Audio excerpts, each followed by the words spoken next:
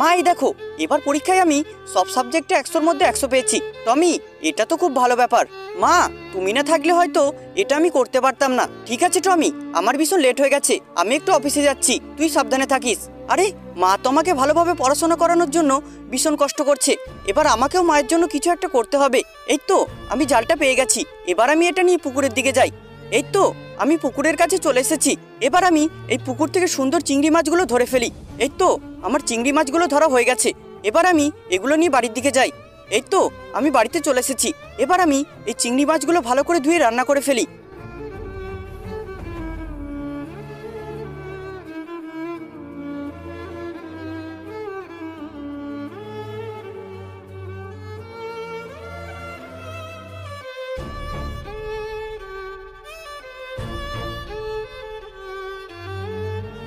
এই তো, আমার রান্না করা হয়ে গেছে, এবার নিশ্চয়ই মা বাড়ি এসে এই খাবারগুলো দেখে ভীষণ খুশি হয়ে যাবে। আর বন্ধুরা, পার্ট 2 দেখার জন্য ভিডিওতে একটা লাইক করে চ্যানেলটিকে সাবস্ক্রাইব করে নিও।